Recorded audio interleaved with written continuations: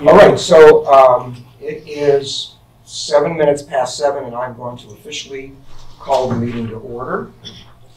I have something that I have to read as per the city. I'm going to rewrite this so that it's a little bit less lengthy, but I haven't had a chance to do it. Today is January 9th, 2019. This is a meeting of the Environment Committee. It's chaired by myself, Steve Randall, and Alec Uzemek, who's my co-chair sitting to my right. We're going to discuss items that are listed on the agenda. There is an opportunity for public comment. Public comment is reserved for items that do not appear on the agenda. Members of the public who wish to make public comment can do so on pretty much any topic they want. However, we are precluded by law from getting into a back and forth conversation on a public comment. We're allowed to ask the stakeholder to clarify things, but that's pretty much it. So if a stakeholder wants to make a public comment and then they get upset because we're not discussing it as part of an agendized item, when it's not an agendized item, we're not allowed to do that. Okay, so we have to follow those rules. If you want to speak on we're not using speaker cards tonight, are we? No. So if you want to speak on an item other than public comment, you'll just raise your hand when I start that portion of the meeting, and you'll be recognized. If you want to speak on an item that's on the agenda, please do so at the time that item comes up on the agenda, and everybody will be recognized and be given an opportunity to speak. On that note, could we hold the questions until after Wendi and I will finish? Yeah, there's going to be, I was just getting to that. When a person, and this is the last part, when a person is speaking or when somebody's making a presentation, they're entitled to full courtesy and respect. They're not to be interrupted. We don't ask questions in the middle of a conversation, of a presentation. We let the presenter or whoever has the floor complete their thought, and then we open it for discussion. If you want to speak, please raise your hand. The chair will recognize you. You will be given an opportunity to speak. And we just need to all be civil. Yes. Are these 3 agendas? Do they have to do them all, or is number 1, is that one item, and then we can have questions? Oh, yeah. He has like 1, 2, and 3. Oh, yeah, no, questions are after each agendized item. Yes, well, Wendi and I are 1 and 2. Could we hold the questions until after she finishes? Because basically it's the same. It flows. Yes, yeah, we can do that. So we'll treat items 1 and 2 as one item, and then hold your questions until the end of the presentation. Thank you, I really appreciate it. No problem at all. Okay, that's that little piece of official business. Forgot to turn signs. And I'm new to the committee. Yes, Merle Schreibman is joining the committee. God bless you. There's another thing that we've been asked to do by City Hall, and that's the posting of removal warning regarding disruption of a meeting. This is a city meeting, and I'll just read it out loud. I usually hang it on the front. Any person who interferes with the conduct of a neighborhood council meeting by willfully interrupting and or disrupting the meeting is subject to removal. A peace officer may be requested to assist with the removal should any person fail to comply with an order of removal by the neighborhood council. Any person who resists removal by a peace officer is subject to arrest and prosecution pursuant to California Penal Code Section 403. And there's these copies are on the table if anybody needs to see them. Have you recorded the attendees then? Yes, I have, and we do have a quorum. Okay, we have a quorum. The next item is to approve minutes. Do we have the minutes with us? They're in the package, and the dates obviously here are wrong. It should be September and November of 2018. Ah, okay. So we'll note that there's a typo where the minutes are referred to as September in November of 2019, obviously that's an error, so it's not going to preclude us being able to deal with My it. minutes say 2018. No, so do mine. Yours says 2018, mine says 2019. So, Oh, no, I mean, on the agenda. oh, on the agenda, okay. On the agenda, they're being referenced incorrectly. Okay, that's an obvious error, so we're not gonna worry about that. So please take a look, let's do September 1st.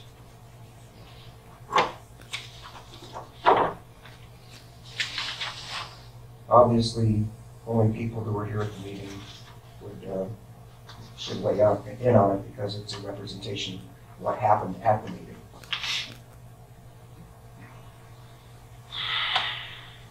I don't remember what month it was. I believe I was here for Ms. Walsh's presentation. That was, I believe, August. Okay, it's referred to as September in the minutes. Let's take a look. What was the question? When was the presentation by Christina Walsh? The outfall presentation? Let's see, it was in the minutes for November. You have those in front of you. So, That was that her was, actual so presentation. it was prior to November, it must have been, I think her presentation, it says here September. October. September, wasn't it? August, oh wait, No, presentation. she complained in November and the meeting was in, October. Christina? Her Have you made the presentation, changes I requested to the minutes? Oh, I'm sorry, what changes? There was a request last meeting because it indicated that a discussion, an item regarding the comment period was in the meeting, and in fact it was not. And I actually complained about it during the meeting, I and you remember. refused to she's jumping hear it. to the other one. Which So I'm which asking agenda if are that you was talking changed. about? Can we finish Which agenda are you September? talking about? Can The one person September speak one? at a time? I can't follow along. I do recall that there was a request from you to have some minutes changed, and as I recall, Alec had a video recording of that meeting, and he was supposed to go back and check to make sure that his minutes were proper, were correctly reflected what was said.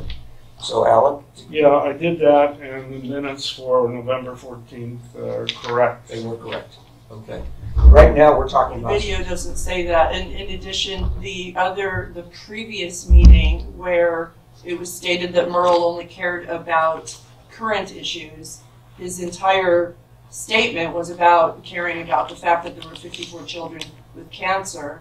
And so that should be reflected in those minutes Excuse me, instead I of the wasn't statement. at any meeting. Not at the November It's- meeting. No, we're talking about Because the September You meeting. mentioned my name just now. Are you referencing the September meeting? No, Christina? she's During the jumping. September meeting, I had issue with the minutes that were written about the August meeting, where Merle made a statement about his concerns about the children, but the minutes reflected that he only cared about the current issues and not the data. But So I asked that that be adjusted, and that was also not done. We're not talking about the August minutes, we're addressing the September minutes.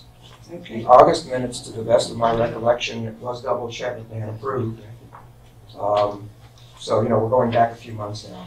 But please, let's stay focused, folks, or we won't get through the meeting. We're looking at our September minutes, and does anybody have any corrections or anything that needed to be changed that's incorrect? Somebody listed as an attendee that wasn't here, or somebody not listed that was here, or anything else?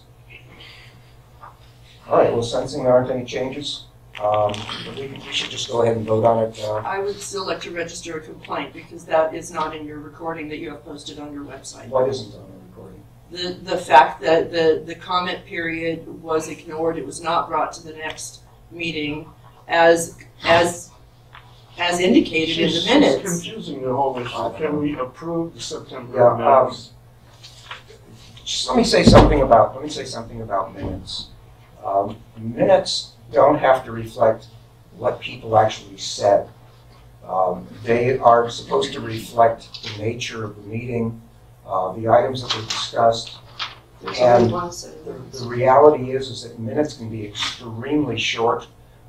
Generally, we try to make them a little longer so that somebody who did not attend the meeting can read the minutes and have an idea of what transpired at the meeting.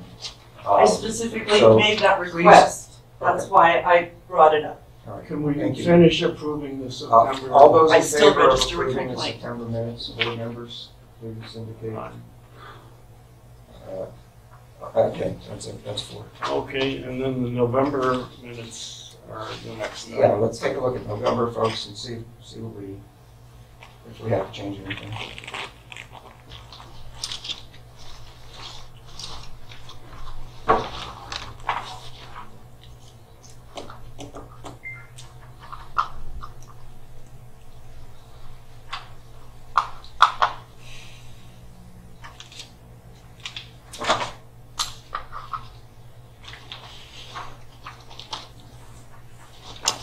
The chairman approval, there's a punctuation mark, rather than discuss it, I'll just give it to Alec. Okay, that would be fine. And give it to me too, 'cause actually what I'll do is All the period, it should be a comma. I'll make the, on that one, I'll make the adjustment. I usually post them, so,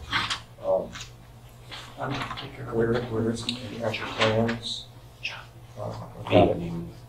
Okay. I can Should make be it. a comma, right? Yeah, I'll make that correction and, Okay. and post it. All right. I'll post them both. Okay. I can do something around here, right? Has everybody had an opportunity to review the minutes and their completion? Okay, any changes folks, on November? Okay, all those in favor of approving the November minutes? Okay, that's 4. All right, another matter of business out of the way. We'll move to number 4, comments from the chair, and I believe Alec has some comments. Yes, I do. Somewhere between 6 and 9 months ago, the council wrote a letter to DTSC asking for reasonable cleanup, which I think meant that we did not want to have the place excavated to background. But in any case, something has happened since then, and I just want to pass it on. It's not for discussion.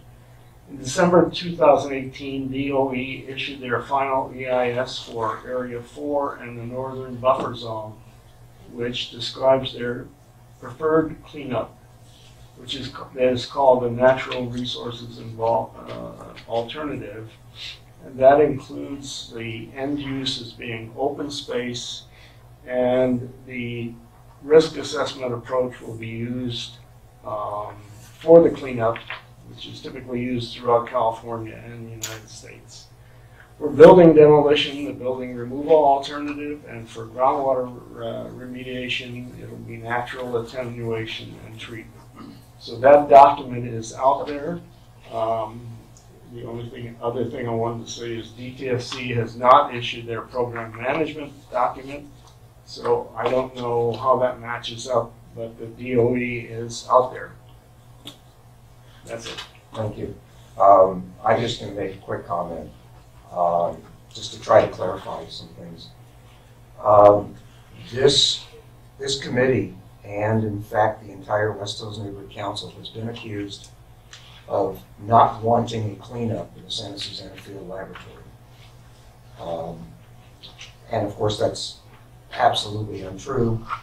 We have been pushing for a cleanup right along. Unfortunately, the cleanup got stalled due to litigation that was filed by, I think, on behalf of 3 or 4 different groups. And that held up the cleanup for about 5 years. Part of what, in my opinion, what we need to consider regarding a cleanup is that the cleanup in and of itself poses a certain amount of risk to the community and to the people living in the community. And that's because of the disturbance of soil and stirring up contamination, because there is contamination at the field laboratory, and we're all aware of that. So it's a balancing act, really, of how do we do it? How do we affect the cleanup where it's going to be the safest for everybody? The people that go up there later, it has to be cleaned up to a level that's adequate so that people aren't in any danger, and that the people living down the hill here are not in any danger. The people living 2 miles away are not in any danger. But at the same time, weighing that against the danger that can be created in and of the cleanup itself. So I just want everybody to understand that, you know, when we come out in favor of a cleanup, there's a lot of things to be considered, and we have to look at the whole picture. And really, the bottom line is what's safe for everybody. So I just wanted to get that off my chest. And with that, we're going to move forward with John Luker and Wendi Gladstone. We're going to do a presentation for us. Excellent. Thank you guys for letting us give a presentation here tonight. It's always a thrill to come here to the Environment Committee. I'm telling you. The nice thing is we don't have to talk about the cleanup tonight. That's like amazing. No, tonight we got this great thing that we're doing called habitat restoration and preservation. We are sort of at the leading edge of these efforts in these local mountains and in the Santa Monica Mountains, and it's like I'm completely blown away. Anyway, the response we've been getting is pretty remarkable. Can we turn down some lights? Yeah, thank you. Turn off the next one. Turn on the last one. Yeah, that's good. Okay, so we were up there working the day the fire started. This was 8 o'clock in the morning in Sky Valley. Those of you who don't know what Sky Valley is, it's the southern buffer zone at SSFL. In any case, that cluster of oak trees up there is where our planting area is, and it was just a marvelous day. What you're seeing here is actually the first breezes of the Santa Ana wind pushing the morning fog out of the way.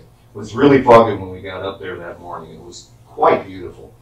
John, are you able to sit with this lecture? Oh, sure. Tell you what, I'll do this. Does that work? Yeah. Okay, great. So this here is where we set up our watering station. We've got a pickup truck that's got 250,000 miles on it that we got for $1,000. Put another $1,200 worth of repairs into it, so I got a $2,200 truck that all it has to do for the rest of its life is pull that tank up and down the hill. So we're in pretty good shape. You can see it was just an incredibly sublime morning, one of those great days. This is tree number 1. This was when we went up there with the biological assessment team that Boeing put together. That was the first tree we planted pretty much a year ago, right? A year ago next week, I think, we put that tree in the ground. You can see the fire didn't get within about 3 or 4 feet of it. It's actually, it actually did fairly well. This tree was put in to replace that big stump that died over there. In fact, you can see on the ground what we call ghost trees. It's what's left of the tree that fell after it burned. Now, this is how hot the fire was. The fire never got closer than about 4 or 5 feet from this thing, but look at those little plastic name tags. One of the things that we do when we're doing planting is we give people a little name tag. They write their name on it, and that's their tree that they can come back and take care of. Popcorn, I'm seeing. Yeah, doesn't it? And it's like, I thought the same thing, but the fire got that close to toast those things. Potato chips more likely. Yeah. So this is what most of our trees look like after the fire. What type of tree was it? That was a Quercus agrifolia, California live oak. That's what we're trying to repopulate. Because I thought you swore at me for a minute. No, Quercus is not a swear word, even in Latin. Anyway, this is part of our work area. Everybody you see in that picture is a biologist. It's someone that's working with us and with Boeing to make sure the habitat stays straight. We're working with the North American Land Trust. Steve Johnson is their CEO. We're in contact with this guy over a real regular basis, talking about, you know, what's going on up here and what we should do for the fire. Just about everything we do is controlled by NALT. They control the environmental easement, they control what happens on the property pretty much. Yay, there's a living tree right there, okay? These are all the people that are just marveling that something actually survived. It was kind of nice. This is the one tree that really survived mostly, in fact. We originally planted about 60 trees up here. I was told to expect an attrition rate of between 50 and 85%. At SSFL, we had 25 when the fire hit. We had about 20 at Sage Ranch. After last weekend, or 3 weeks ago, 3 weeks ago, we had a big planting up at Sage Ranch. 50 people showed up. We put 83 trees in the ground in under an hour. It was really remarkable. Wendi will talk more about that when she gets up. This is one of the things that happens up there, okay? There's what they call an understory fire. And it's when the stuff starts burning underneath the trees, it blows around, and if there's a tree with a crack in it or a tree that's been through a fire before, this is likely to happen. It starts burning inside. I was up in Bell Canyon today and I saw this one tree that had fallen down. The entire trunk was about, maybe 3 feet in diameter. It had a wall around it about that thick. It was like a chimney, completely charcoaled on the inside. And you could see where it had drilled down. The fire had eaten through the roots and the bottom of the thing and moved like about a foot away from the tree underground. It's really sad when this stuff happens. This is what's called a ghost tree. See where the stump used to be and where the roots used to be? And see that big white line outlined in red on the ground right there? That line is all that's left of the tree. Sort of like a Hiroshima victim, that all that's left was their shadow, right? And you walk around and you'll see this stuff all over the ground up there. Like, look at this. That's where 3 trees were. So, yeah, the devastation was it wasn't totally complete. It wasn't as bad as I thought it would be. Actually, the 2005 fire, everybody agreed was much worse. That was a total moonscape. There's still stuff standing here. There's still things living here. That's a bobcat. These animals are highly mobile and they got out of the way of the fire. They did not lose any of the cats that were living up there. And that one was P64. It died in the Santa Monica's. Oh, okay. Yeah, I'm actually a little surprised that even one died because these things can run 45 miles an hour. Yeah. The day after the fire started, I was getting some emails from residents down in Blacks Canyon and Woolsey Canyon. There was a pack of 5 cats sort of moving around trying to forage for food. So it's nice to know that these animals are surviving and they're coming back too. You'll see up here. This is the survey area that we did with Rosie Daggett. She's the supervising biologist for the Resource Conservation District of the Santa Monica Mountains. Wendi has a before and after picture of this. The telephone pole on the right is the new one. The other one is coming down because you can see the bottom is pretty much burned out. This here is part of Rosie's survey plot. This is a 50-meter square area with it had about 6 to 8 trees in it that we numbered. I've got some data off of all of the trees. You know, basically what their health is like, the canopy depth, things like that. Looks completely different now than it did back then. This is one of the trees. And you can see in here what's happened on the inside of the trunk. That's exactly the deal. The fire got inside and it just started smoldering. And you have to be really careful even a week after a fire when you walk up to something like this. Those smoldering roots may still be on fire underground, and you could step onto a piece of dirt that collapses underneath you, and essentially your foot will go into a barbecue. It's really sad. Rosie's going to come up there on the 26th. And we're going to go resurvey the area. This here is the area by WS9A. This is sort of the thickest part of the oak riparian area up there. We didn't get a chance to walk down this road to see the entire area, but it's not as bad as I expected. In fact, it might have fared a little bit better than I would have hoped for. A lot of the older trees are going to survive no problem. I would say down this road, probably 80% of the trees are going to be okay. On the other road where you saw the ghost trees and stuff, yeah, probably 80% of them have been destroyed. That's the area we're going to be reforesting. And look at this. This is a week and a half after the fire, and there's still deer foraging up there. And if they're up there, that means the cats are up there too. So it's really nice to see. Okay, this is 7 o'clock in the morning. This is me on top of by the water tank at Sage Ranch with a long lens, and just on the other side of that far ridge is our work area going up in smoke. This here was the work area from Sage Ranch. This is actually Malibu Creek State Park going up in smoke, probably. By the time it turned into this big mushroom cloud, it was pretty much away from the field rather than down on the other side of 101. This is Dayton Canyon. Now here's a really interesting thing. Okay, think about this. Pulte puts in 144 homes, $1.4 million a piece. They're going to go away with a chunk of bank as a profit, right? Okay, now this is not the last time this is going to happen. There's going to be 90 houses on this thing surrounded on 4 sides by explosive brush. How much is it going to cost the city and the county to protect those homes the next time this thing happens? And if anyone thinks this is not going to happen again. Anyway, this is something to think for the future when you're talking about development in places like this. It was a really bad idea to build here. I mean, did anybody talk to an insurance company about this before they started the ball rolling?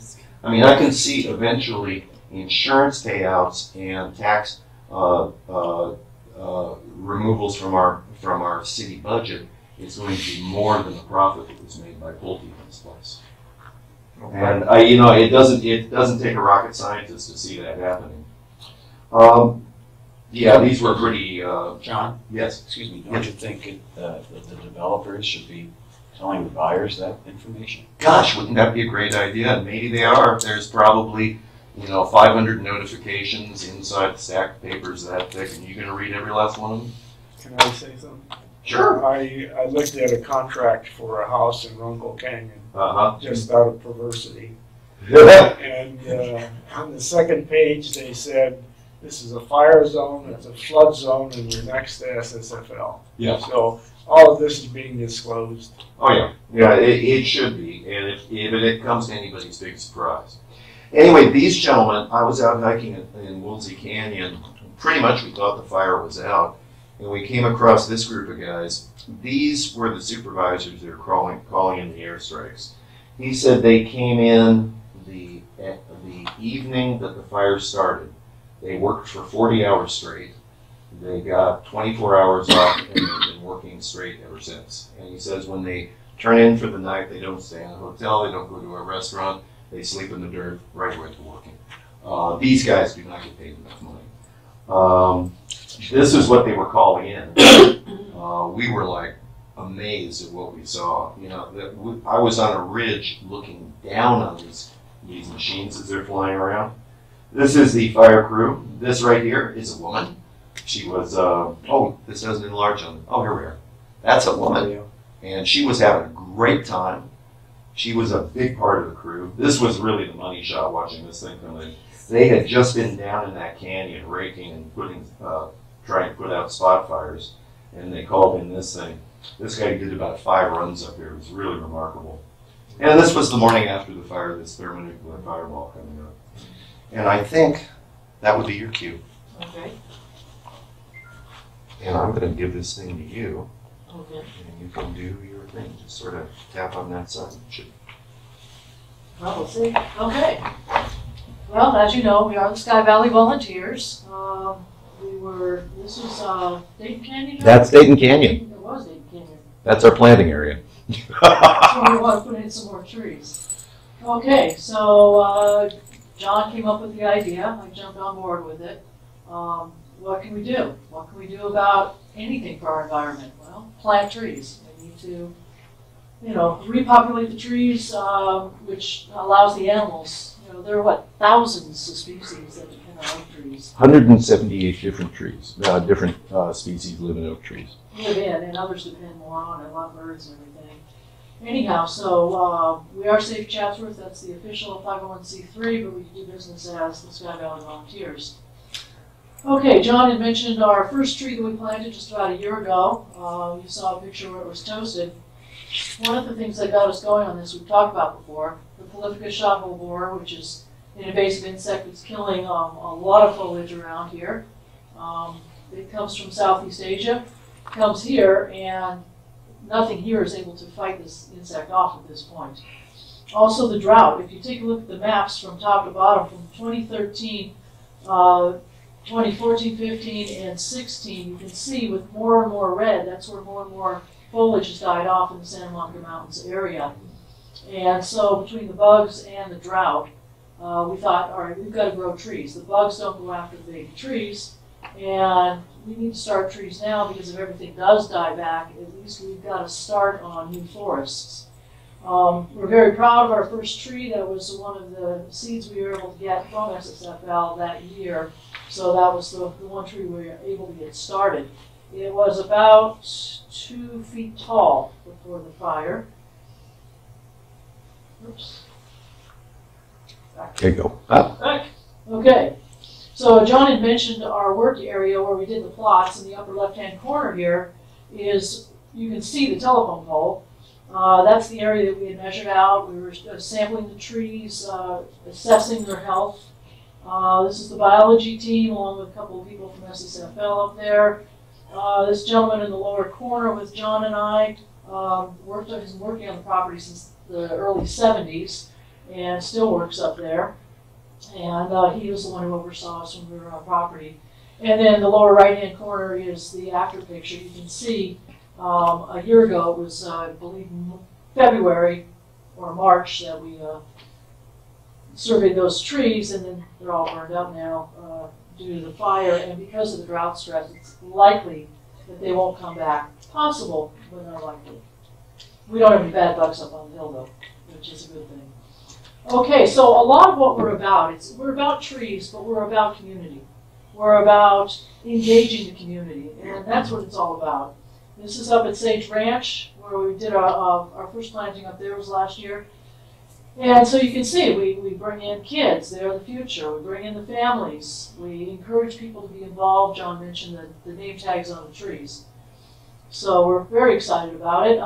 We got our organization official. We have an official location where we have our base of operations, Shade House, out at Orchid Ranch.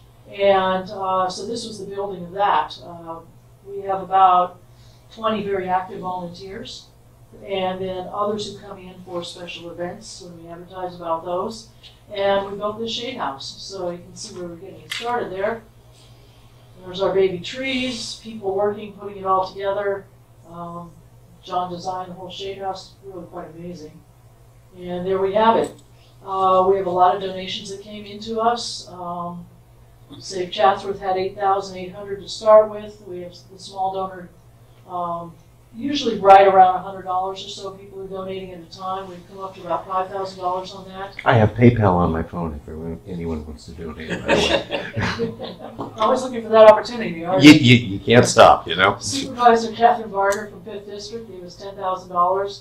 We were just given a California Wildlands Fund donation as well, our grant for the $3,400. So we've been doing pretty well. We're a little over halfway to our goal point, and that's really, you know, our first step goal is the first 4 years. Get established, get forests grown. We have Calabasas is now talking to us. I have someone in West Simi who is talking to us about planting trees. We're talking with MRCA about planting more trees in more of their areas. Malibu Creek State Park burned up. We're talking with state parks. We have the acorns. We did a lot of collecting.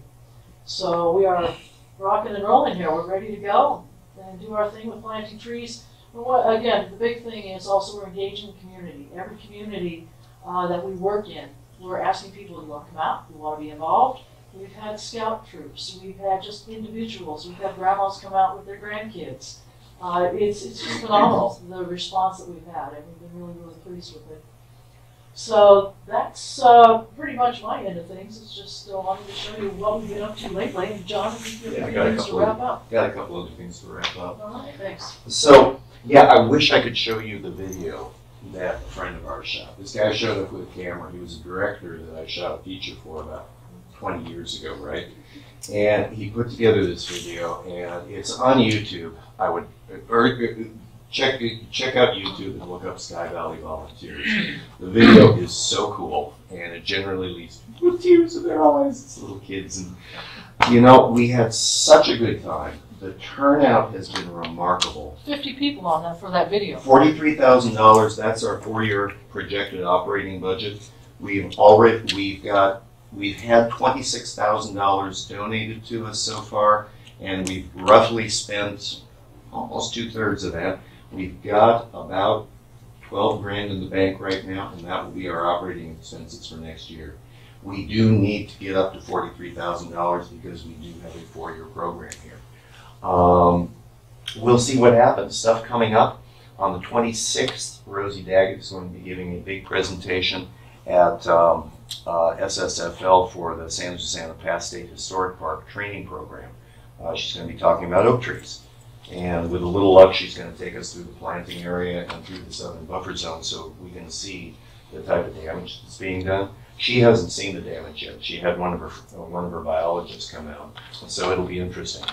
The 27th, we're going to have a planting in Dayton Canyon. We're looking to get a bunch of people, and we also need people from the community who are willing to commit to a year's worth of watering these things in the summertime.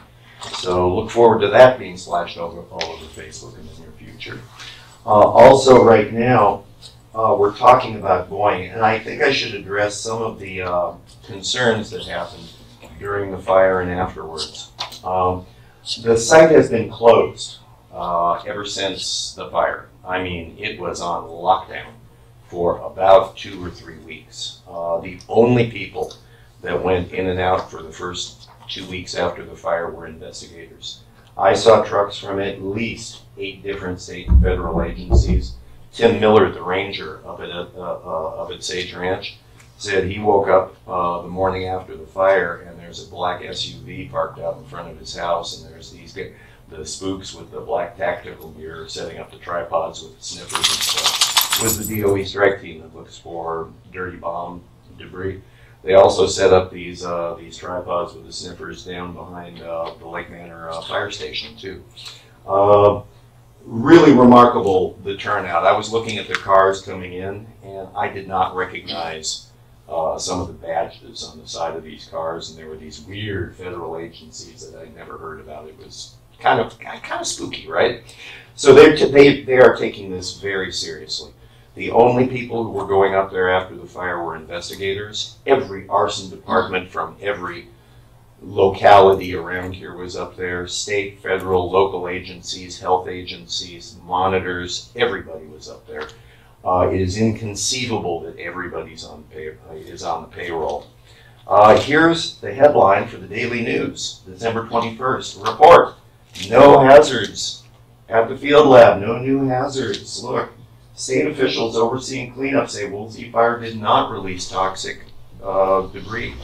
I have no reason to disbelieve this. Like I say, not everybody is going to be on the payroll. Somebody will sing if somebody decides to lie about this. I also got a call today from Kamara Sams at Boeing. She says they've got the sampling measurements from their air monitoring stations, both before, during, and after the fire. And they've got that information. They've already given it to DTSC, and she was going to mail me a copy of it. I didn't get it today. Otherwise, as soon as I get it, I'll forward it to this committee. But yeah, she says they did not find any radionuclides that weren't naturally occurring on the property. So that's probably uranium-238, which is a naturally occurring isotope, which is up there in the rocks. So other than that, nothing but the toxins that normally come out of a fire, which is really pretty substantial. In fact, if you think about it, the toxins that are coming out of the fire, if there were any other radionuclides or other chemicals from the Rocketdyne in the ground where they're at now, we're talking picocuries per gram, which is millions of a gram, I believe. Okay, by the time it's uptaken into a plant and then turned into smoke, by the time it mixes in with all that other carcinogenic stuff, it really doesn't make any difference. Don't breathe the smoke. Any place there's a fire, don't breathe the smoke. It's a bad idea. If you can see it, it doesn't belong in your lungs. The red area did not burn. The Area 1 burn pit did not burn. Area 1 burn pit's covered by a tarp. There's nothing to burn there. It might got a little toasty around the edges like my tree, but other than that, tarp's still intact. There's a couple of things did happen to their stormwater system. Apparently, the plastic that the pipes are made out of burns like a fuse. So they have a big repair job to do over there. But other than that, like I say, I got no reason to think that there's anything harmful up there. I've also been walking around the southern buffer zone for the last year. I've been up there twice a week with a crew. Everybody's looked at all the reports. Everybody is comfortable being up there. There's nothing up there that can hurt us. Yes, sir. Is there any federal or state money available to you for this? That California Wildlands Fund, that was state money. Supervisory District 5, yeah, that would be local money. And we can probably expect stuff like that to come in. We're also looking for other grants, and one of the things that I'm here tonight to do is the same thing I did a year ago, and that's ask you guys for money. I understand your Community Improvement Fund. You give out $4,000 grants on occasion, and Steve tells me that right now is actually the worst time to be asking for it, that I should be coming back when the budget is settled. What month should I come back and ask you guys? In the spring? Yes. So April, May. April, May? Yeah. Excellent. Because it's a very good cause. And I got to tell you, the biggest thing about this, at first it was just about planting trees, but I am just stunned at the response that I'm getting from people. We have Republicans on our crew. Nobody cares. Look at this. You hold one of these things in your hand and you put it in the ground, you're doing something good. Everybody's smiling, everybody's having a good time. This is a little carbon dioxide scrubbing machine. Each one of these leaves sucks carbon dioxide out of the air and puts in oxygen. Everybody is saving the world when they plant these trees. And I challenge people, come on out. You want to do something positive in the world? You'll feel better. Plant trees. And it really does seem to be working. People are responding really positively to it. And that's pretty much where I'm at. I would suggest that you put a request in for some money Mm-hmm. now, and it is a possibility because as we get to the end of our fiscal year, sometimes there's money left over. It doesn't get spent. It's allotted. It's all designated to where it's supposed to go. But if it doesn't actually get spent, which happens, then we're looking at what are we going to do with it at the end of the year. We don't want to waste it. We don't want to give it back. So generally we find things to do with it, but you never know. Maybe we can squeeze something out. So See what happens. I tell you what. He needs to go on the website and fill out the application. Okay, that's good. Request form. It's on the. It's on our website. that's great. Yes, sir. John, as the board knows, one of my expertise is to get sponsors for things. As our board has facilitated, I'm very good at it. Have you thought about going to Green Thumb Nurseries, for example, and well, you're about to show me something. So, that's good. Yes. Okay, that's good to know. These are the people that have been helping us the most in the last year. LA County Supervisor Catherine Barber. No, I'm talking about. No, it gets better. The MRCA, the Boyd Company, City of Calabasas, LA Rec and Parks, Dan Brin, Rosie Daggett, tree people. Those are the people because they do this. Green Thumb does gardens. These people rehabilitate forests. Listen, you don't know what they do. I'm just suggesting. It's a great idea. I'm just suggesting because if they can find, what I have found is that if companies that are related to that are able to donate to a 501c3, it helps them at the end of the year in terms of budgets and so forth. Oh, absolutely. So I wouldn't throw the baby out with the bathwater. Oh, no, I'm not, okay? but believe me, I'm not. I would never throw the baby out with the bathwater. But I mean, it will be, because these are organizations. Yes. That's what I'm looking at. I'm talking about companies Mm-hmm. that have a direct or indirect relationship to wanting to do that. Okay. It's That's awesome. all I'm saying. And I tell you what, if you'd like to look into any of this stuff, boy, I tell you, I'll make you the head of that committee on the board of directors, dude. But yes, the answer is yes, see all of the above. Unfortunately, Wendi and I are partners in this endeavor, and right now we're putting in, I figure, between 30 and 50 hours a week on this thing. And it is the most gratifying work I've ever been paid for. That's what I put in here. Yeah. Shocking, isn't it? Yeah. Don't we make the Let's same- go volunteer. And we make the same thing you do. Yeah, it's awesome. Yeah, actually, they're gonna double my salary next year. So that's Mayor promised me it. Christine's got her hand up. Yeah, I was wondering, why are you getting the acorns on Santa Susana property and not at Orchid Ranch that is covered in oak trees? That's actually a very good Great question. I'm question. glad you asked. Because of the genetic specificity of the acorns from SSFL. The trees that we gathered the acorns from up there are specific to that area, and they're genetically adapted to the microclimate up there. We can use acorns from other places. We've talked to biologists in Nault about it.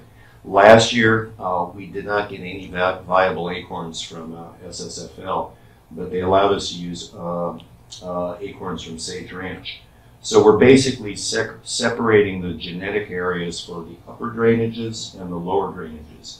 The stuff we collect from Orchid Ranch and Chatsworth Park South, that will go into Dayton Canyon, the Chatsworth Nature Preserve, places down in the lower drainages. That make sense? It does, it just seems like a very close relationship, and the naming of these saplings, it just seems odd because it takes like 1,000 saplings to make a grown-up tree, so it just seems a little... No, the attrition rate is between 50 and 85%.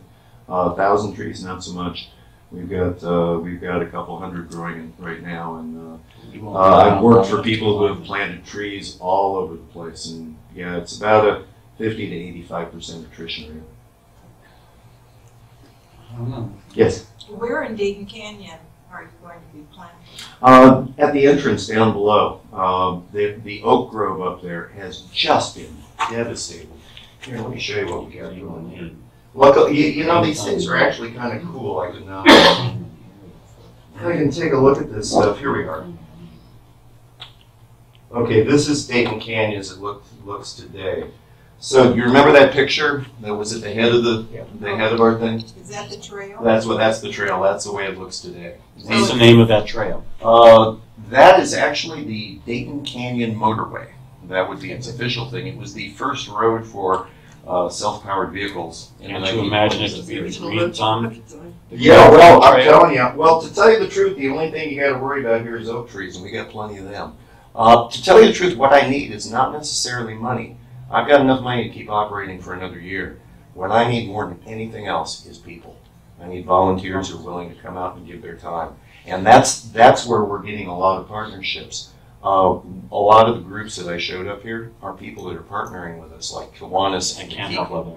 Yeah, well, there you go. But money, yes, it is important because in the long run, I need $43,000. But by the end of this month, I need about 20 people. Talk to me after the meeting. I know somebody. You betcha. So I wanted to show you a little bit more of Dayton Canyon. Okay, this is right where our planting area is pretty much. Did John, that could trail you burn? get out of Yes, well, yeah. Could you sit down? Oh, I'm sorry. Move over here. Please, thank you. Yeah, all of these areas will recover. The chaparral will come back, but I will say maybe only 10% of the oak trees that I'm seeing here are going to make it. This stretch of the trail actually looks pretty good. I think this was underneath one of the airdrops. Wendi and I were up there watching the helicopters drop water in this spot, and they are dead accurate, man. They got it right on top of the thing. Amazing. And as you walk down here, you'll see this one area that doesn't look like it burned too badly. I think that was where it hit. This area here, there are just some trees that aren't going to make it, but we could put 3 brand new ones right in there, and in 25 years you'll have something that looks almost like a tree. This is the place we call Glenn's Garden. This place just got devastated. The small tree you see in the foreground that's all toasted, that one I think will probably survive. All the chaparral will come back. These are some of the caves. This is looking at Glenn's from the other way. That tree was one of my favorite trees up there. Up there, I used to come underneath this and have lunch and go back there and just chill and groove on the birds and stuff. That tree is a goner. You can see on the top, the leaves are still green up on the crown, so it's still getting water from the roots. But that trunk at the bottom, I don't have any good pictures of it, or I'd show it to you, but it is completely burned out. All the way down to the roots, and part of the roots down into their root system is gone. So that tree, if it's still standing at the end of the winter, I'll be surprised, quite frankly. So that's sort of what we're looking at. And this whole thing about naming it works really great. Lorraine Lundquist, she's running for CD12, and she wanted to know about what we were doing. So Wendi and I had lunch with her, took her around, spent a couple hours with her, let her plant a tree. She planted that tree the morning that the fire started. To my knowledge, this is how the fire started. Probably everybody knows, but I should probably say it because it's sort of the narrative that is developing right now. When we drove through the place in the morning, there was no activity. Everything was Jake. Everything was fine. The winds were reasonably calm. By 2 o'clock, the winds were 60 miles an hour. The story that I have heard repeated, and it sounds reliable to me, is Edison had just installed a new large transformer over in Area 2. They flicked the switch at 2 o'clock. It sent a power surge down the line, and 2 transformers blew up. When I first saw the news footage, I went, yeah, that's a stormwater thing. Yeah, that's it. So yeah, it's pretty obvious where it started. There was 2 weeks worth of agency people coming in, and then they were on lockdown for another 2 weeks, and they told me the only people going in and out were lawyers. And they told me that they were lawyers from everywhere except SCE. So you can draw your own conclusions on that. This is going to be a big deal. And like I say, in terms of sampling, testing, air quality, stuff like that, they, I think, anticipated this because everything rolled when the fire started. And our rates will go up. yeah, Thanks, exactly. guys. I had a great presentation, and thank you so much for all the work that you guys are doing. I wish I was physically able to go up there. Well, to tell you the truth, we've got people with diabetes that can hardly walk, and we stick them in a chair and we have them putting stuff in pots. Me half the time. If you want to do that, man, it's fun. You'll watch. The coolest thing is to watch these kids. When we get the Kiwanis Key Club up, these are high school students, and we had a big potting party and acorn collecting thing at Orchid Ranch. And it was great. All the boys were there because their girlfriends were there. And all the girlfriends were actually really studious and they wanted to study. And there were these 3 girls that followed me around and hung on every word. And when we got back and started doing potting and stuff like that, they were the ones that took charge and started actually doing the work. And I sat back with Wendi and it was like, it is the coolest thing to see. Thank you. And Thank you yeah, so it much. works out great. Did everybody get a chance to ask whatever questions they wanted? Yeah. Well, of course, I don't like that you're bringing children up there. Do the children go on the Boeing property? No, they haven't yet. I don't believe they let anybody under 12 go on. Anybody else? All right, guys, thank you so much. Awesome. Appreciate it. Awesome. Is there anything else, or should we break this up now, or will we I have determine? another question. Do they do any cleanup of the burned wood? Are they hauling Um, it away? No. In fact, the general strategy for habitat restoration and stuff like this is leave it where it falls. All that wood will eventually degrade and turn into mulch, and that provides fertilizer for little babies when they're coming in. Yeah, tannic acid in mom's trunk is going to feed her babies long after she's gone. So yeah, we just leave it there. Apparently, Boeing told me that in the creek bed, they're going to be doing some vacuuming under the direction of Fish and Wildlife because they want to try to get some of the ashes and the heavy burn debris out of the creek beds because that throws off their stormwater sampling.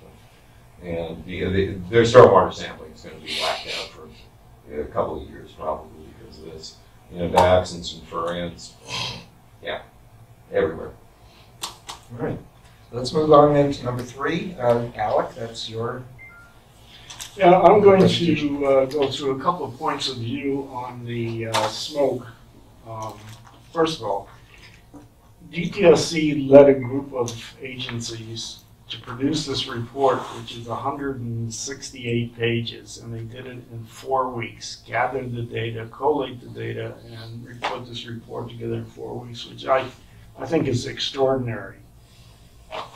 Who they had up there was the California EPA, California EPA Office of Environmental Health Hazard, California Department of Public Health, US EPA Radiological, Lawrence Livermore Labs, DOE, National Nuclear Security, Those were the guys. the 9th Civil Support Group of California National Guard, Los Angeles County Department of Public Health, Radiation Management, and other agencies from the counties of Los Angeles and Ventura.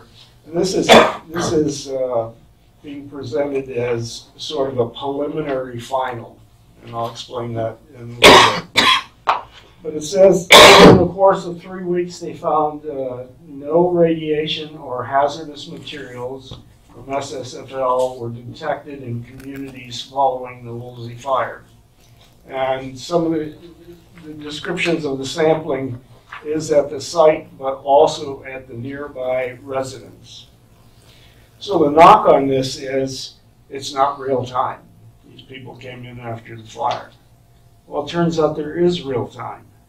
If you remember, not too long ago, Boeing, NASA, and DOE put in air sampling around the perimeter to establish a basis for monitoring excavation in the future. That real-time data now is available, and Boeing will be turning that over to DTSC, and DTSC will be issuing a revised final report. Yeah. Kamara said she'd send me that stuff today. Yeah. So I haven't received it yet, so I'll probably get it tomorrow. So all of these people, a dozen or so agencies, have come to the conclusion that there are no hazardous contaminants or nuclides in the smoke that came off. That was one point of view. So I went over to Committee to Bridge the Gap, and they have a different point of view. They believe that, first of all, that the substation was within Boeing property, and they sort of imply that it's Boeing's responsibility for the fire. And I think the attorneys are going to be the ones who are going to settle that. The courts. Denise says the fire authorities have to conclude their investigation, but it's ironic that it's near, the substation is near a reactor that melted down 6 decades ago. And Dr. Bob Raj. Dr. Bob is a president of the Physicians for Social Responsibility, and he said, all wildfire smoke can be hazardous to health, but if SSFL had been cleaned up long ago, as promised, we would not have to be worried about this dangerous nuclides and chemicals as well. I don't know where he got his information, but all of the agencies, of course, are saying that's not the case. He also, by the way, is the guy who says any radiation is bad for you. Well, I'm here to tell you that that is a disproven theory. It's about 40 years old. His theory is called the linear no threshold agreement. That says no matter how much radiation you get, you're like a pot, and you collect the radiation, and when it gets to a certain level, then you're in trouble. The international group, I don't know what these initials are, UNSCEAR, do not agree with linear threshold, and they believe that those low radiation exposures have led to some incorrect laws, but they do support the larger radiation amounts. And of course, Murray Mason, after all these years of decades of foot dragging. It's interesting. Boeing says they've removed a couple of hundred buildings. We've seen all the reports, analyses, and critiques that have come out of the Boeing, DOE, and NASA, and it appears that things are moving, nevertheless, at a slow pace. If there's another litigation as a result of DOE issuing its risk-based cleanup plan, if there's another litigation, I doubt that anybody in this room is going to be alive to see the cleanup. Yes? I found Bob Dodge's comments kind of interesting about you know, if the place had been cleaned up, because it was those guys' lawsuit that slowed the whole thing down by like 5 years, at least. Yeah, and they just lost the lawsuit, and of course you don't hear a lot about that. So I decided that to make this more interesting, I went to the Enviro Reporter, which is run by Denise and her husband, Michael. And of course, the first thing I mentioned on the page of Kim Kardashian and her 58 million followers issued a tweet that said the devastating fire ignited. We need to sign now to demand the total cleanup. I don't know who Kardashian is, but I believe that she's got a TV show, doesn't she? Did she take off her Oh clothes? God, you are so ignorant to pop culture, dude. You know, we've really got to educate you. I'm sorry. We got to sit you down with a television and reality TV. You know, they were downwind of the fire. Okay. So continuing on with A lot of people lost everything. Michael. It's not really a funny topic to make fun of. what we made fun. What did The you fire say? was tragic for many, many people. So we're not allowed to say anything because you're going to censor it? Is that? No, you're laughing I at just the think Kardashians. I don't it's know who rude. she is. That doesn't mean it's okay to make No, fun about yes, the fire. Okay. That's Nobody rude. made fun of the fire. So the Kardashian has plenty of reason to be horrified. The site is not cleaned up and toxins have been found off-site in every direction. DTSC says they have not found that. They have, all of their testing has not shown contamination in residents. So somebody needs to get DTSC to stand up and explain it. Anyhow, Michael says that there were 43,272 tons of smoke particulates settling on thousands of properties in the shadow of SSFL. I don't know where he got such a precise number, 43,272 tons of smoke particulates. I don't know what the measures are. But they believe that the fire has caused an increase of hazardous material that would pose a risk to people exposed to the smoke. Meantime, residents are left in the dark after all the real questions the public wants answered. Was my family exposed to harmful radiation? How could this have happened? What can I do to mitigate it so it doesn't happen in the future? Once again, he refers to the 43,272 tons of material. He says that there are 17 nuclides which are left on the site, and on and on. I don't know how he arrived at the 17. The red area did not burn. Yes, exactly. So I think some of this is speculation, go up and look. perhaps.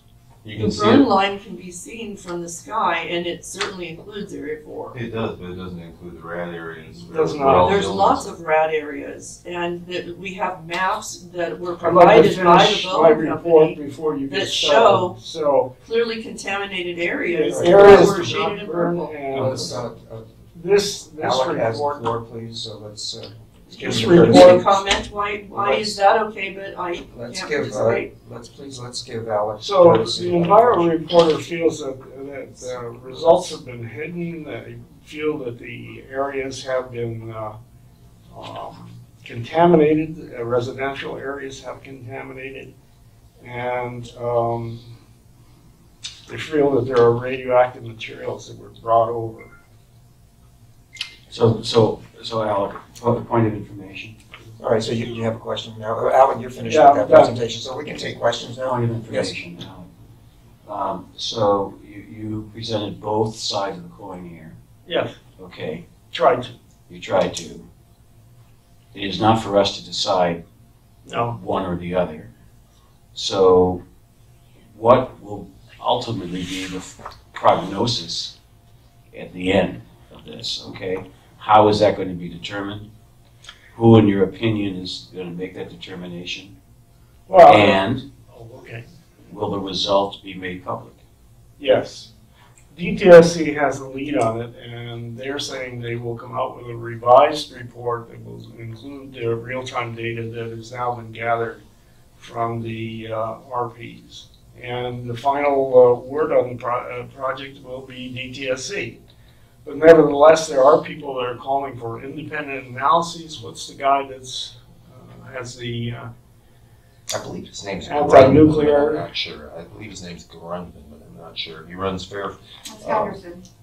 Gunderson. Okay, he's the guy that runs Fairwinds Educational Foundation. He runs an educational foundation, and I think he's involved in gathering samples to take to some lab to determine if there was radioactivity being introduced into residents. He did say he needed $100,000 to send it to a lab because his organization is not a lab.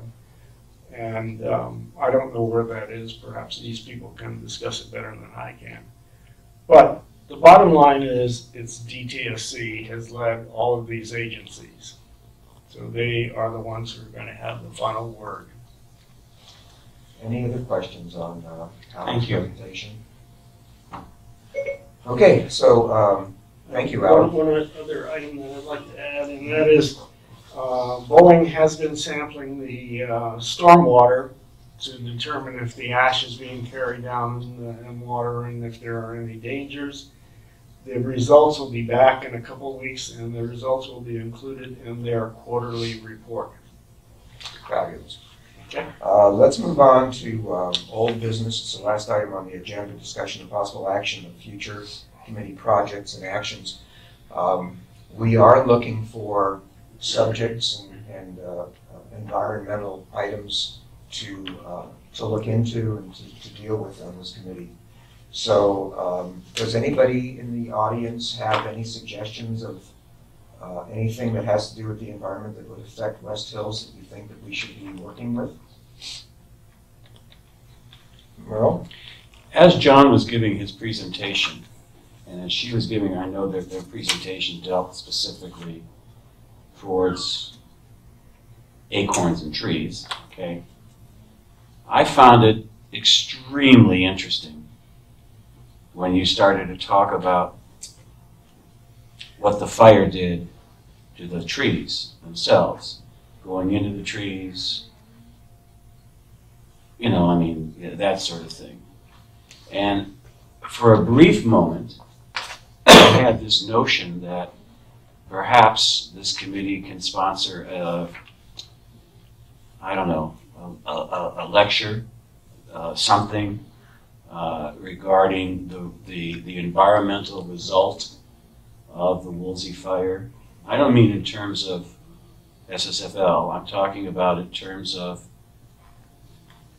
the trees, the foliage, the botany, all that, of what we always knew to be a beautiful landscape that we all participated in.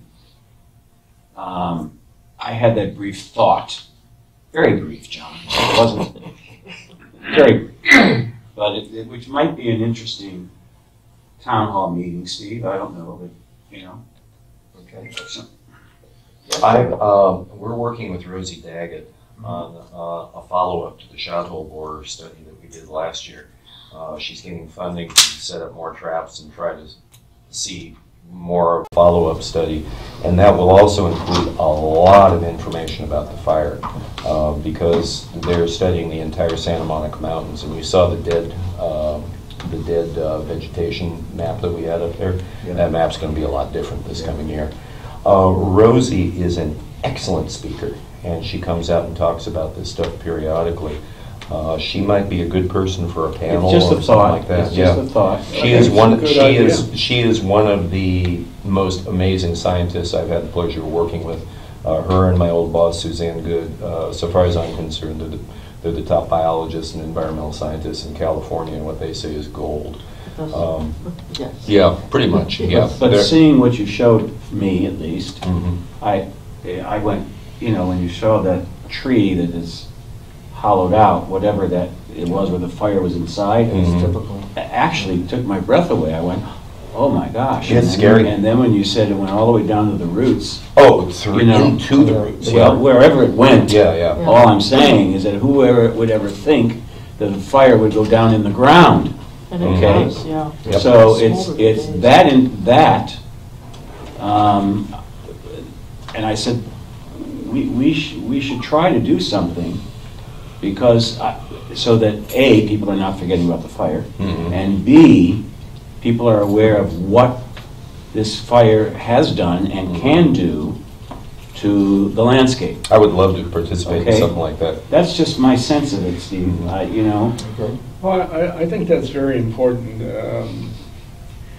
One of the drivers that I've found through my career on safety and prevention of all kinds is the insurance company comes around and they say, this is what we demand before we will insure you because we don't want to be at risk.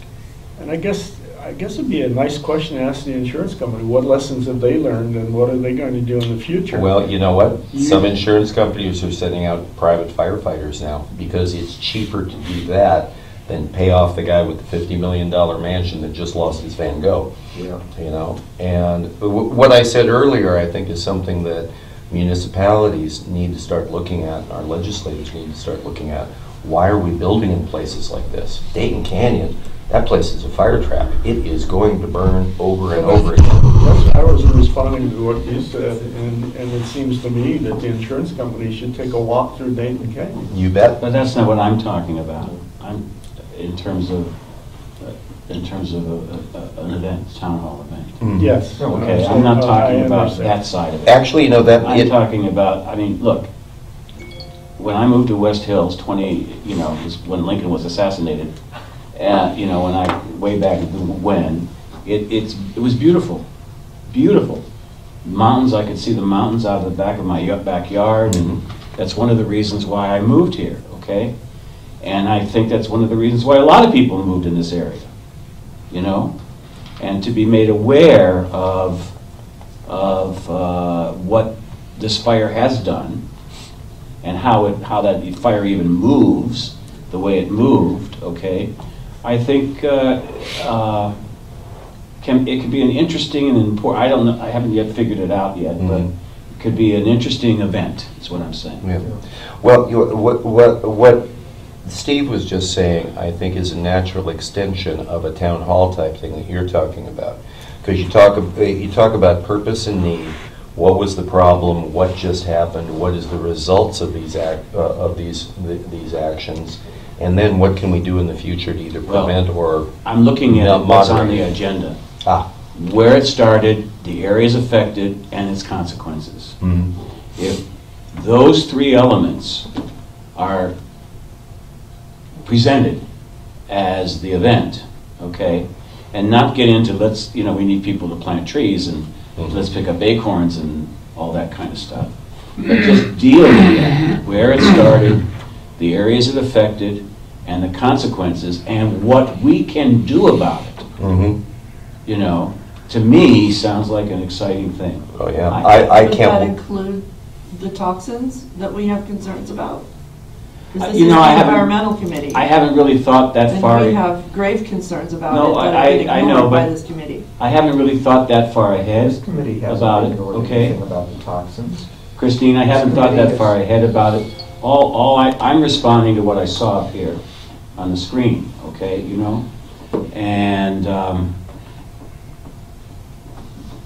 I mean, you know my feelings about the toxins. I mean, I've talked about that in the past, but I'm talking about what it's doing to trees, to plants, to brush, to wildlife, to, the day after the fire we had, or shortly after the fire, there was a family of coyotes sleeping on a neighbor's lawn.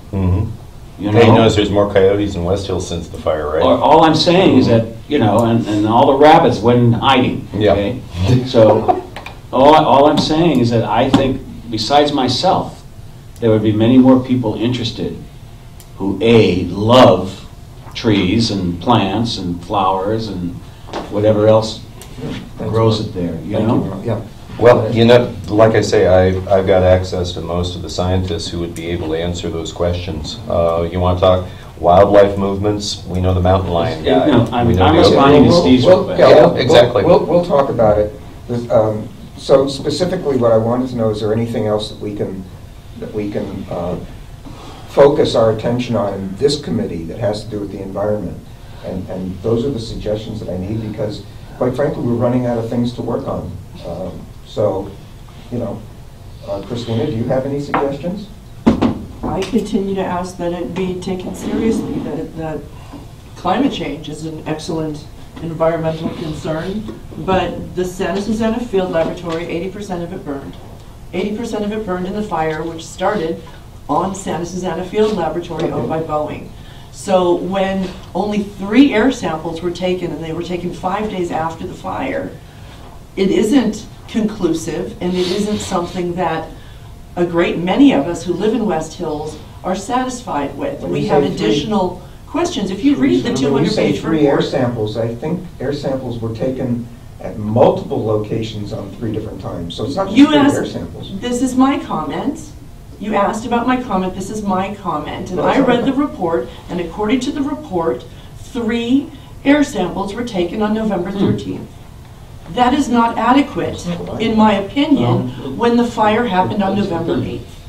It's your opinion. So I'm reading the multi-agency Woolsey Fire Report, Okay. and that's So where they make these what is it conclusions, that we as which a- are not adequate. Furthermore, it was stated that there was nothing found in the residential areas.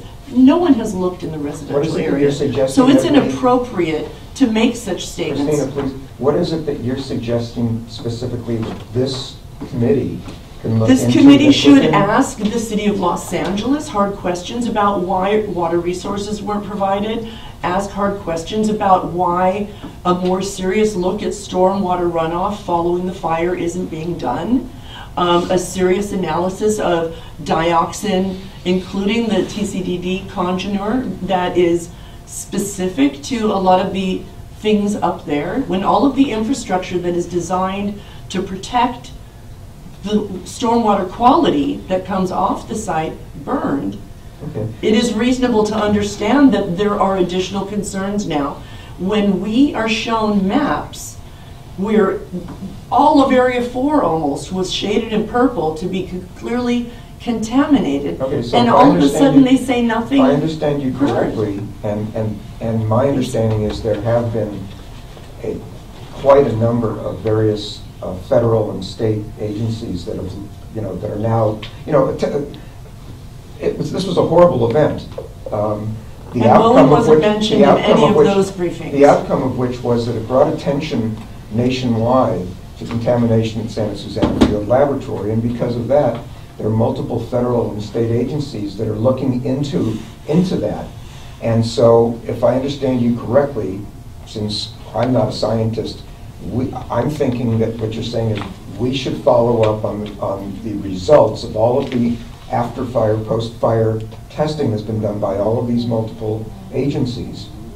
And Yes, and if you're going to do a town hall about the impacts, you need to include the impacts Well, a town hall that is the another issue. community is concerned At town about, hall, we've done. and not just limit it to trees. No, I wasn't That's- talking about the that's- town. We have town four or hall. five, we have 4 or 5 town Offensive. halls That's not what I said. in the hopper right now that are already programmed for this coming year. So I don't know that we're going to be able to do a town hall on this. Well, subject. earlier in this evening, it was stated as if it was ridiculous for us to have concerns when No, 80% of who the said site that? burned, and in the previous meting, that was denied. Well, So I am I'm- disappointed again. I don't know. Making it up. Yeah, I don't know where you heard that, but I didn't hear that. Bonnie? You might look at what's being done to prevent the next fire. We've had a fire. To here. present? We've had many fires that To- burned here and went all the way to Malibu. Yeah. The one of the worst was when it started in the reservoir Right. from the power lines. Right. Is the reservoir being cleared of excessive brush? Do they have fire roads up in Dayton? Do they have breaks cut in the hills Yeah, where that's a good it would suggestion. stop the burning? Yeah, it's a good suggestion, because I think that these transformers that explode from time to time, and we all know what happens because all of a sudden the whole neighborhood loses power. Are these transformers located in an area where they're not going to start a fire? You know, is there brush clearance around the transformer or something to make it a safer, you know, a safer location that shouldn't a transformer catch on fire? And that would be a good thing for us to I mean, look at. almost every one of the fires that have started lately, and I mean, even way back, were Mhm. from the power lines. Yeah. They weren't Unfortunately, arson, it wasn't just from nothing, it was from we power could look lines into and that. wind. Yeah. I think that's a good, I think, Power lines I'd like to and come wind. back to this report. If Christina has some questions about it, I'd like you to take a report and mark up the points that you feel are questionable. Because I can't go through this and say that I can judge DTSC better than anyone else. Do you have that And I think on, if you've raised those issues, why don't you mark up one of these and give it to me? where are we gonna get it? I've already, well, it's Where is listed, it? it lists how many air samples, and we can divide, 2,850 acres into 3 and find out that one 3 sample air per samples? 760 Can you acres mark is up certainly where you not saw enough. the 3 air samples? yeah, I mean, I'm not aware of that. I thought that there were numerous air samples taken. Weren't there, I mean, they've got the. I was went on told a they were tour- in continue, It's quite amazing. I went on a- Please read it for yourself. I went on Please a show tour me of the where facility. you Can't said see that it. it was shown that it didn't have any We went on a tour of the contamination. facility, I don't know what and you're there are talking about. numerous locations where they're sampling air. Well, it's too And bad if that they they were didn't turn taking those sam- on then during the fire, because they They're on all apparently the didn't time. report it. They're Well, on then all why the aren't time. they reporting it? I Why thought is they, it? I thought they were. Please show me where in the report those are indicated, I'll because tell they're you where not. it's reported. You just said the results came back. Boeing is going to turn those results over to DTSC. Those are real-time results. They had I look continuous forward to sample. that. They That's had not what is sampling in that stations. report. Well, it may not be in a specific report, but my understanding is that Thank you, that Merle. the air has been sampled numerous times at several locations. Yes. Oh, That- you know what, bear with me 1 second. Merle had his hand up for a long time. Yeah, I was going to say, I just don't like arguments, but I was going to suggest that some of the things that Christine had pointed out that we should ask of the city, she said it was a list.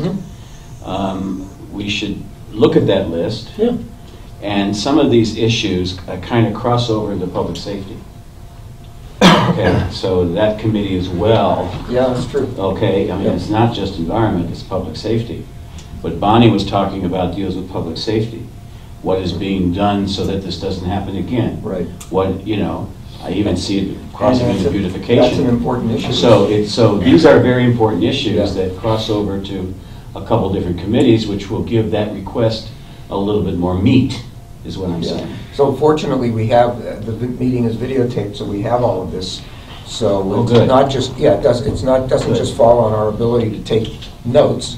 And we will all have an Those opportunity. things that Christine said are, Okay. I don't know what they John? are, but they sounded, Could I just sounded Well, interject some?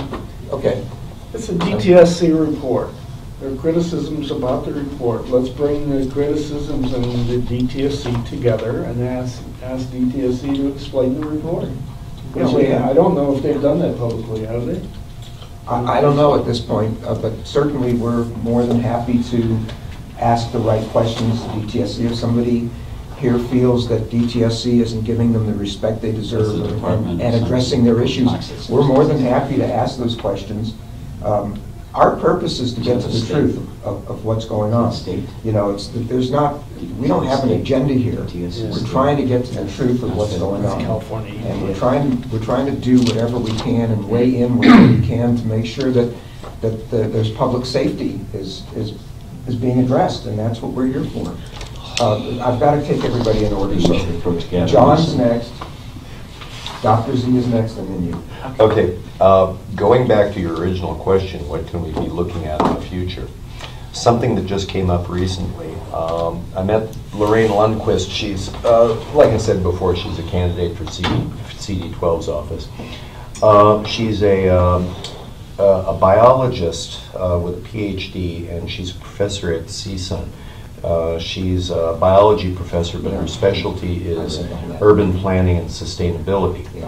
A couple of her students were working on a project revegetating. It's an area in a drainage below Aliso Canyon. It's just before the gate where it goes up to the gas area. Anyway, it's a drainage that's about a mile long, and it's completely surrounded on 3 sides by houses, and on the far end it gets drainage.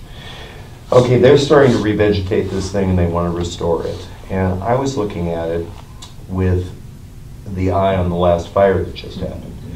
And if they revegetated that drainage and made it the way it's supposed to be, it would be an enormous fire hazard, and it's right in the middle of a huge development of houses on both sides.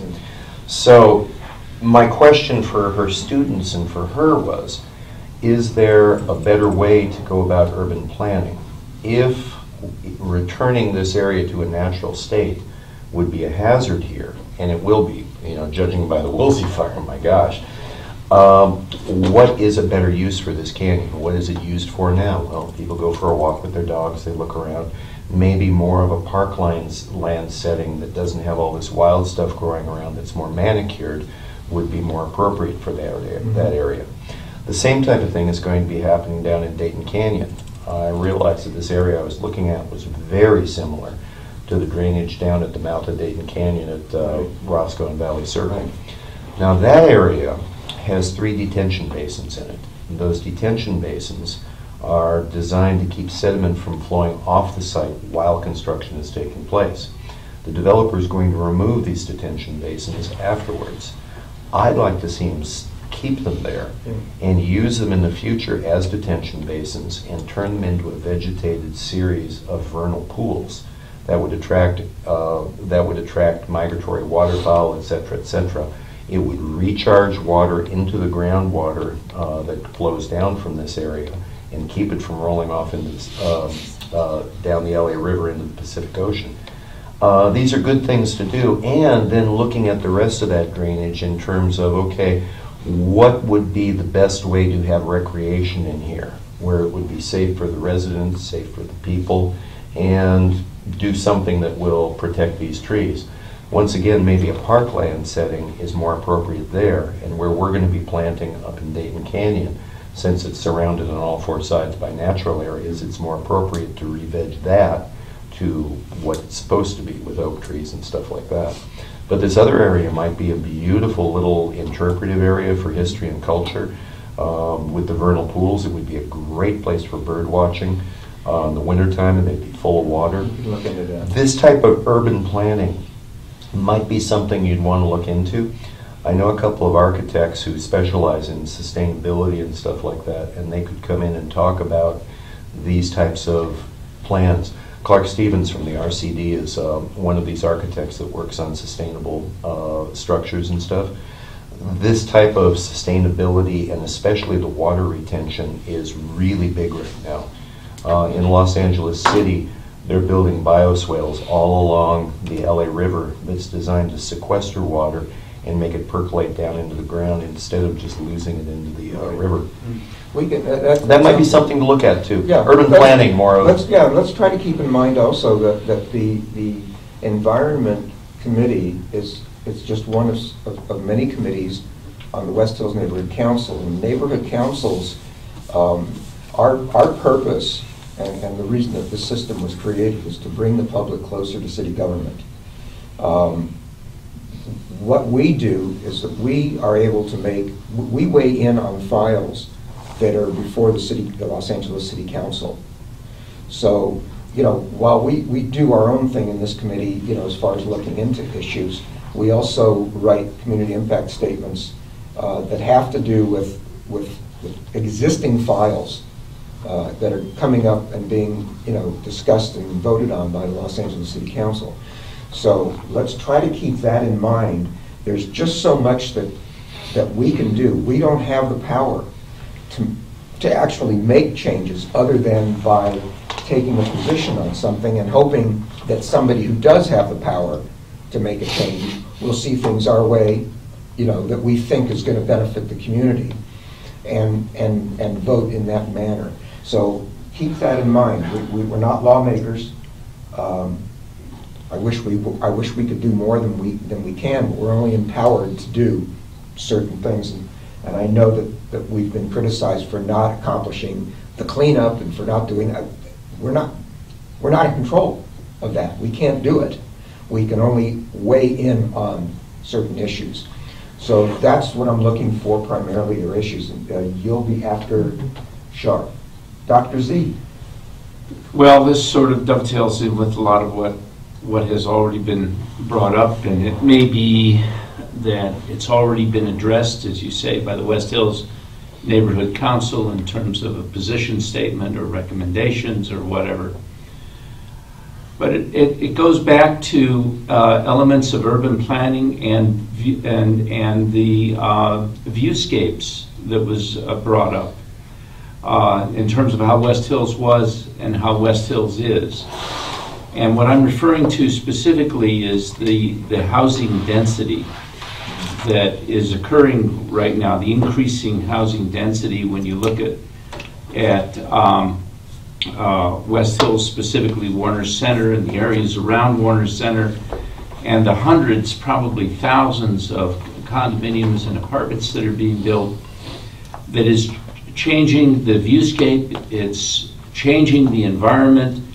And one of the issues that I don't see happening, and I'm not an urban planner to even begin to suggest what could be done to mitigate it, is infrastructure in terms of parking, in terms of traffic flow. These kinds of issues that have a direct impact on quality of life. And it's part of the environment, but it may be more the urban planning committee or the safety committee or some other committee. I don't, and again, it may be that I'm speaking about something that's already been addressed by this committee or the West Hills Neighborhood Council, but I thought I would bring it up. Can I answer him for 1 second? Yeah, and you're next Okay. anyway, so. That's true, I am. Just to that subject, I co-chair zoning and planning. We fight with the city. Most of the people here are on that committee. Yeah, we fight with the city constantly about the very things that you mentioned. But the city is we have a mayor that says he's been saying this for years now, that he wants to make LA like Manhattan. Okay, that's been one of his mantras. I thought he was from New York when I first heard that, or a Brooklyn boy or something. I wasn't sure what that meant. So it's really a tough fight, but we do fight it, and we do send in letters, we do send in CISs, and it's not that we're anti-development, but it needs to be done appropriately. Well, yes, even in terms of public transportation, I see nothing happening in the area to enhance public transportation. If you're going to increase the number of people, increase the number of commuters, and you don't do anything to make people's commutes easier in their car, other than ride a scooter or something, or call an Uber or carpool, and at the same time you do nothing for public transportation. I mean, it's the quality, it will choke itself to death. We've asked the question many times, how do you plan to address this? And, there's really no answer. They don't seem to care. Well, it's unfortunate because they cry the quality of life will deteriorate to the point that no, I know. my fear is it will destroy the community. They cry about the droughts and the lack of water, and that's infrastructure, okay? But in the meantime, they turn around and hand out permits to build thousands, literally thousands of homes and apartments and whatever. And nothing, I see nothing in infrastructure that's substantial in terms of being able to preserve the water from what little rainfall we get so that it can be utilized again, or recycling. It's a frustrating fight. In my mind, the root of the problem is capitalism.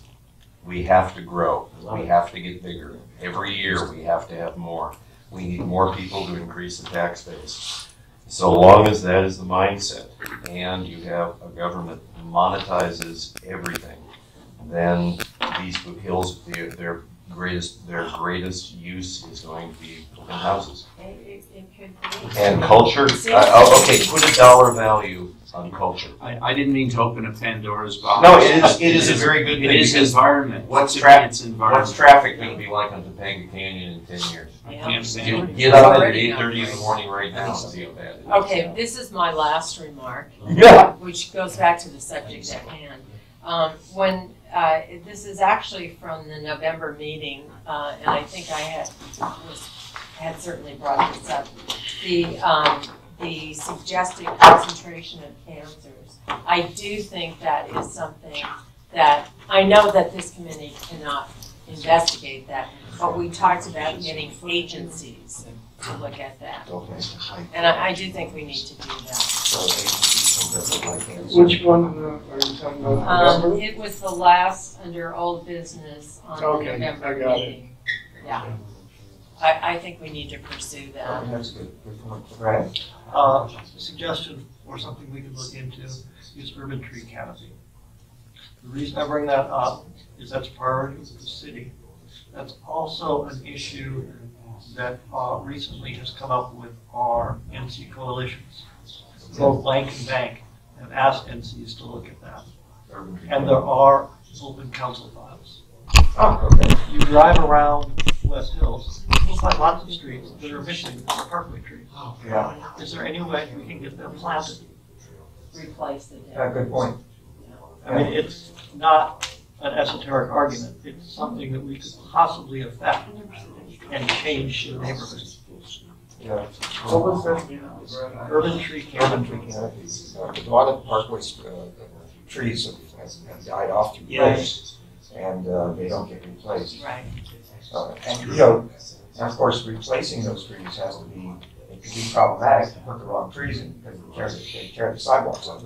But there are trees that don't have invasive root systems where the roots grow down as opposed to going out.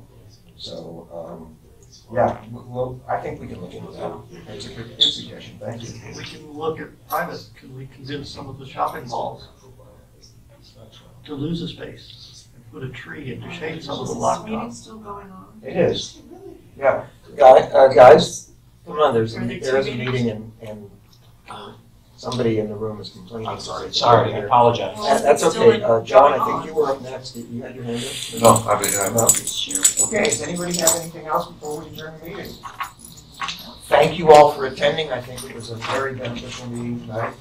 I hope you all felt the same way. Thank you so much. The meeting is adjourned.